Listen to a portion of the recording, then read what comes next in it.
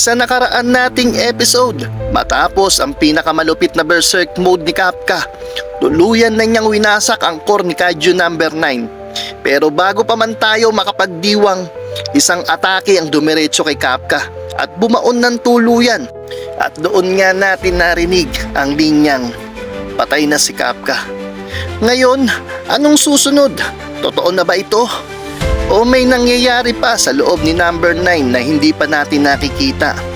Sa pagpapatuloy ng ating kwento, si Kapka ay tuluyan niyang tinamaan na matinding atake ni Kaiju number 9. At dahil doon, nabasag ang kanyang core. Agad namang dineklara ng command center na hindi na nadedetect ang kanyang vital signs. Si Kapka patay na. Napasigaw ang mga tao sa loob ng command center. Imposible! Hindi pwede! Samantala, si Mina, galit na galit at hindi matanggap ang nangyari.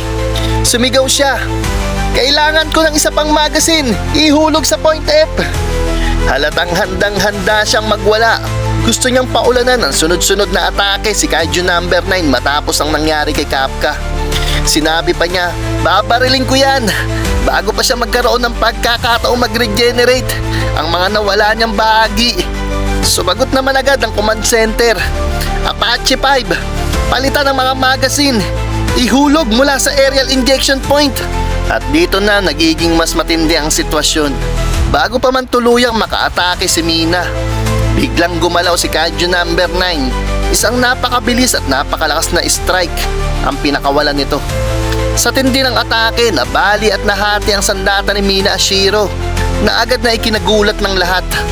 Biglang pinakita si Kaiju number 9 na ngayon ay nakatransform sa mas kompletong anyo. At nagsalita nga itong si Kaiju number 9 na wala pang sino man ang nakatakas. Kahit kailan, kahit gaano sila kalakas, ni isa wala. Lumipat ang eksena sa command center kung saan kita ang matinding pag-aalala ng mga opisyal at commander. Sumigaw nga ang isa sa mga commander, "Buisit! Umatras ka na, Ashiro!" May isa namang commander ang nagtanong na, "Ano ang status ni number 8? Sumagot ang isang operator na, "Wala pa ring vital signs." Kita ang kaba at takot sa lahat sa command center habang lumalala ang sitwasyon. At muli namang nagsalita si Kaiju number 9 na, "Sinabi ko na sa iyo, Mina Ashiro, wala pang sino man ang nakatakas. Kahit anong oras, kahit gaano kalakas, kahit ako mismo hindi exempted, at pati ang defense force hindi makakaligtas." Napatulala na nga lang etong si Mina at tila nanigas sa kinatatayuan niya. Napansin iyon ni Kaiju number 9 at biglang lumipat ang eksena sa nakaraan. Isang flashback. Sinabi nga ni Mina na ganyan na ganyan siya palagi. Pinupunuan niya ang mga kakulangan ko. Pinupunuan niya ang mga pakarami kong pagkukulang. Inaayos niya ang mga maliliit na bagay para maagalaw ako ng walang hadlang. At kapag umaharap ako sa pader na hindi ko kayang basagin mag-isa, siya ang nagbubukas ng daan para sa akin. Siya ang pinakamalakas na vice commander. Kasabay nga ng salitang iyon, biglang ipinakita si Hoshina. At doon na niya pinakawala ng kanyang teknik. Hoshina style, blade cutting technique 6 form, strata strike. Sumabog ang eksena sa bilis at tindi ng pag-atake. Ang buong command center ay napatulala. Sa evacuation shelter, ang mga taong umiiyak at takot na takot kanina, biglang napahinto, tila nagkaroon sila ng kaunting pag-asa. May mga napasigaw pa nga na, "Vice Commander Hoshina, dumating na nga siya, kasama ang kanyang Kaiju weapon number 10. Sa command center, napasabi ang isang officer na, "Nagawa niya, nakarating siya." At bigla nga nagsalita si Okonogi na, "Vice Commander, sa likod mo." Agad namang tumugon itong si Hoshina, "Okonogi, i-initiate ang phase 2. Sumagot si Okonogi ng mabilis, "Roger, Apache 9, lumipat mula point F papuntang point G." Sinabi nga ni Hoshina kay number 10 na, "Mas babangis pa tong kalaban natin kaysa sa huli nating nakaharap. Kaya naman ibuhos na natin lahat ng meron tayo." Sumagot naman itong si number 10 na, "Parang may iba pa tayong pagpipilian." Nagpalitan ng mabibilis at mabibigat na atake. Hindi nagpadaig si Kaiju number 9. Sumabay ito at nagpakawala ng isang teknik na hindi inaasahan. Nagulat si Hoshina.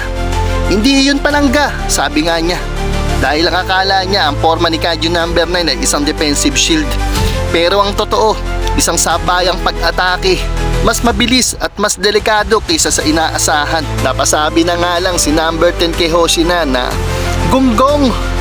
At sumagot si Hoshina na yung ataking yun, kaya akong patayin sa isang iglap ha. At sinabi pa nga ni Hoshina na Commander Ashiro, ako na ang bahala sa kanya. Mag-focus ka kay Kapka. Sumagot naman si Mina at halatang nag-aalinlangan. Pero hindi siya ang kalaban na pwede mong tapusin sa sarili mo. Sumagot naman itong si Hoshina na alam ko, kaya pakiusap. Kailangan pa natin ng isa pang sasali sa laban. Bigla namang may boses na pumasok sa comms. May halong yabang at pamilyar na tono. Humihingi ng permiso? Yan ang hindi ko pwedeng baliwalain. Pero bakit nga ba ako dapat humingi? At saka ipinakilala ang boses na iyon, ang commander ng first unit, ang haligi ng depensa ng bansang ito. Biglang nagsalita siya sa comms ng malinaw. Kailangan ko pa ba talagang humingi ng pahintulot sa inyo? Ikaw! At ang buhok mo na parang bao. At doon na ipinakita mga lord si Narumi. Dumating siya halos kasabay ni Hoshina. Ang dalawang ito kilalang hindi talaga nagkakasundo. Hindi man sila literal na magkaaway, pero kapag magkasama, siguradong may banggaan. Dalawang malalakas na mandirigma, magkaibang personalidad. At ngayon, iisa ang kinakaharap na kalaban. Biglang nag-flashback ang kwento. 4 na taon ang nakalipas, nagkaroon ng isang joint training sa pagitan ng 1st Unit at 3rd Unit Division. Habang minamasdan ang kabilang grupo, napasabi si Narumi sa sarili niya, hindi ko siya nagustuhan mula pa lang sa unang pagkikita namin. Sinundan pa nga ito ng isa pang bulong, puno ng inis. Sa itsura pa lang niya, naiiratan na agad ako. Mukhang may bagong recruit na naman ng 3rd Unit. May dahilan ng inis ni Narumi. Pinapaalala raw ni Hoshina ang isang taong ayaw niyang maalala, ang kuya nga nito. Dahil doon, lalo siyang nainis mga lods. Pero habang inoobserbahan niya si Hoshina, napansin niya ang kakaiba. May pino ang galaw niya, malinaw ang daloy ng enerhiya. Hindi yan karaniwang nakikita sa isang baguhan. Maya-maya nagkasalubong ang dalawang grupo, ang 1st Unit at ang 3rd Unit. Biglang tinawag ni Narumi si Hoshina. Hoy, ikaw! Lumipat ka sa 1st Unit. Diretsahan niyang sinabi, hindi ka nababagay sa 3rd Unit. Mas babagay ka rito sa 1st Unit. Hahayaan kitang gamitin ang talento mo bilang suporta ko sa pinakamalakas na unit. Nagulat itong si Hoshina at napatanong, ako? Sa 1st Unit? Pero agad din siyang sumagot, salamat, pero hindi na lang. Alam ko na kung sino ang susundan ko. Pagkatapos, tumalikod siya at nagpaalam, kita-kits! Habang papalayo nga itong si Hoshina, talagang naiinis itong si Narumi. Napabulong pa siya sa sarili niya na mas lalo akong nainis nung tinanggihan niya ako. Tinanggihan ng ganun-ganun lang. At para bang insulto pa sa kanya, si Hoshina ay napromote pa bilang Vice Commander ng 3rd Unit. Hatigit pa roon, nilampasan pa niya ang lahat ng record na tinakda ko. Lalo na sa close quarters combat. Dito na bumalik ang eksena sa kasalukuyan. Makikita si Narumi, hawak lang ang mukha niya na parang walang pakialam. Bigla ngang nagsalita itong si Hoshina na, hoy, wag mo akong pabagalin, Commander Narumi. Sumagot itong si Narumi, halatang naiinis. Hindi ko talaga gusto ang lalaking to kahit kailan. Lumipat ang eksena, pinakita si Mina Ashiro, ang command center at ang mga tao sa evacuation shelter. Lahat sila ay napatulala sa gulat. May mga nagsalita na, si Narumi yan, dumating na siya. At may isa pa nga nagsabi at puno ng pag-asa, magiging maayos na ang lahat. Pero bago pa man sila makahinga ng maluwag, biglang umatake si Kaiju number 9 kay Narumi. Nagulat ang lahat, hindi nila inaasahan ang bilis at bagsik ng atake. Ngunit para kay Narumi, parang wala lang. Dahil ang kakayahan niya, nakikita niya ang lahat. Madali niyang naiwasan ang atake at napasabi niya ito na, kita ko ang lahat. Sabay tinawag nga niya si Hoshina.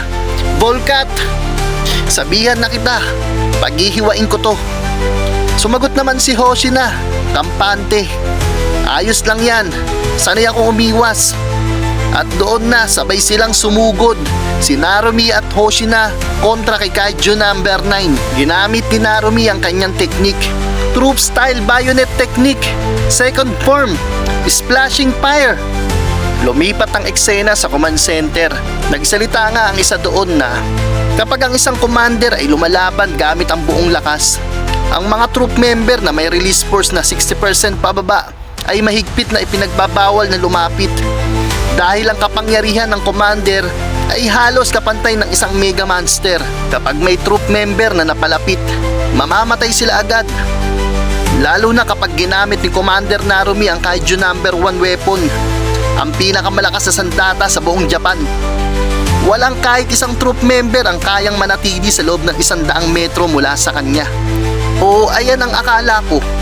Dahil sa kabila ng lahat ng yon, malayang nakakagalaw si Vice Commander Hoshina. At bigla ngang lumikod etong si Kaiju number 9 dito kay Hoshina. Aatakihin siya. At nagsalita nga tong si Narumi na mapang-asar. Huwag ka nang umilag, Volcat! Agad na yumuko at umilag etong si Hoshina. Sakto bago pa kawalan ni Narumi ang isang napakalakas na atake na dumaan mismo sa ibabaw niya. Sa bilis at lakas ng galaw ni Narumi, halos hindi makita ang kanyang mga galaw. Sunod-sunod, walang patid. At bigla nga nagsalita itong si Kaiju number 10 na battle suit ni Hoshina. Hoshina, anong klaseng tao ba yan? Sobrang lakas niya. Parang gusto ko ring makalaban yan. Sumagot si Hoshina. Huwag kang magbiro. Iyan ang isang halimaw na gusto kong iwasan sa anumang paraan. At sa command center naman ay sunod-sunod silang nagsasabi na hindi ka panipaniwala. Habang pinapanood nila ang walang humpay at napakatinding mga galaw ni Narumi, may nagsalita nga na ito na yata ang pinagsamang lakas ng dalawang pinakamalakas sa Japanese Defense Force. Lalo na sa close quarters combat, walang kapantay. Samantala, napaisip si Hoshina habang patuloy ang sagupaan. Kahit pa makaligtas si Kafka, siguradong nasa sukdulan na ang katawan niya. Hindi na natin kayang ipagpatuloy ang laban na to. Hindi na tayo pwedeng makipaglaban pa ng matagal sa bagay na ito. Sa pagkakataong ito, kami ni Commander Narumi ang tatapos dito. At agad nga siyang sumugod. Hoshina style, blade cutting technique, 6 form, strata strike. Kasabay neto, umatake rin si Narumi. 7 blades.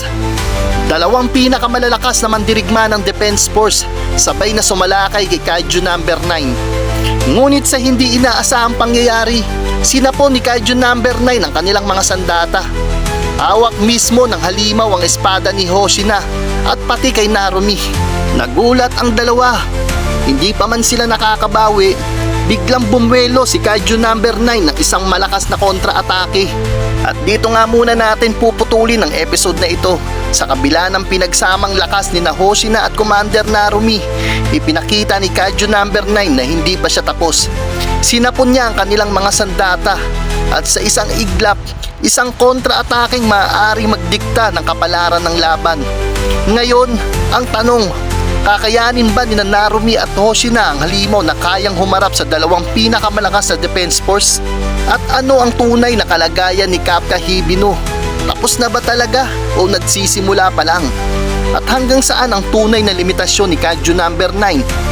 Mas umiinit ang laban, mas lumalalim ang panganib at mas kaabang-abang ang mga susunod na episode ng Kaiju number 8 Season 3 manga review natin dito lang sa Anime Kwento Hub, kung saan ang paborito mong anime ay kinukwento ng malinaw sa Tagalog.